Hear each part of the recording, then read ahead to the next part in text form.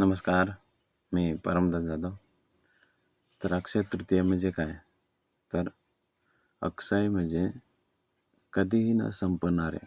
म्हणजेच या दिवशी केलेले जे चांगले काम आहे, ते दान, पूजा आणि याचे पुण्य कधीही कमी पडत नाही, असे मानले जाते. तर हा दिवस वैशाख महिन्यामध्ये शुक्ल पक्षातील तृतीया असतोय. तर हा दिवस का साजरा केला जातोय? तर पौराणिक कारण आहे त्याचं. या दिवशी भगवान विष्णू यांचा अवतार परशुराम जन्माला आला. तर महाभारतात पांडव यांना अक्षय पात्र मिळाले. त्यात अन्न कधी संपत नव्हते असे म्हणतात. तर याचं काही नैसर्गिक आणि शेतीशी संबंधित सुद्धा ते कारण आहे. तर उन्हाळ्याची जी सुरुवात आहे, नवीन पीक चक्र सुरू होण्याची वेळ आणि म्हणून शेतीतील नवीन कामाची सुरुवात करतात. तर खरेदी आणि शुभ कार्य सुद्धा मानले जाते. या दिवशी सोने, जमीन किंवा नवीन व्यवसाय सुरू करणे हे खूप महत्त्वाचे आणि मोठे कारण मानले जाते. या दिवशी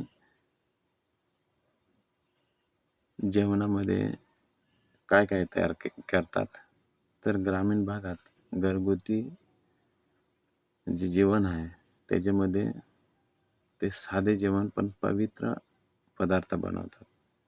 तर पुरणपोळी, खीर किंवा भात, भाजी, भाकरी, मासे असे बनवून आणि ते जेवण हे घेत असतात. तर गोड पदार्थ जास्त बनवतात, कारण या दिवशी समृद्धी दर्शवतोय हा दिवस. आणि त्या दिवशी गौराई सुद्धा ग्रामीण भागामध्ये हे तयार केली जाते. तर हा खूप सुंदर असा पारंपरिक भाग आहे. तर याच्यामध्ये गौराईमध्ये मक्याचे रोप हे तयार केले जातात, लहान लहान असतात. तर गौराई म्हणजे काय? तर मका किंवा इतर धान्याचे छोटे छोटे रोप 2 ते 3 दिवस आधी भिजून आणि ते तयार करून ते उगवले जातात. तर मुली गौराई का वापरतात? किंवा समृद्धीचे प्रतीक हे आहे. म्हणून हिरवे रोप किंवा नवीन जे रोप आहे ते वाढ आणि भरभराट करण्यासाठी किंवा एक ते दर्शवते. हिरवे रोप, नवीन जे रोप असते ते नवीन जीवन किंवा वाढ आणि भरभराट येवो हे दर्शवते. म्हणून हे नवीन रोप उगवले जाते आणि देवीचे रूप मानतात. गौराईला देवीचे रूप मानले जाते आणि त्यामुळे मुली ते डोक्यावर ठेवतात. तर आरोग्याची आणि शुद्धता, नैसर्गिक, ताजे आणि शुद्ध असल्यामुळे शरीर आणि मन शुद्ध राहावे असा याचा अर्थ असतोय.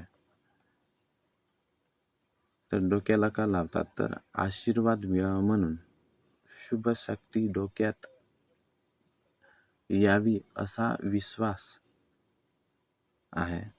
तर गावात ही एक प्रकारची परंपराच आणि पूजा आणि सण साजरा करण्याची पद्धत आहे.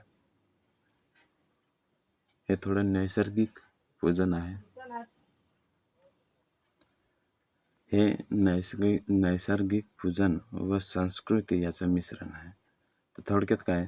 अक्षय तृतीया न संपणारी समृद्धी आणि मग गौराई तर नवीन जीवन आणि शेतीची प्रतीक असते.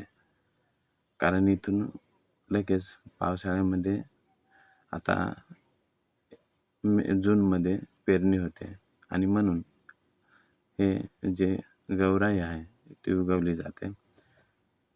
तर मुली डोक्याला का लावतात? तर आशीर्वाद आणि शुद्धतेसाठी हे असतंय. तर असा हा गौराई सण. म्हणून गौराई ही किंवा आखाते हा सण साजरा केला जातोय. धन्यवाद.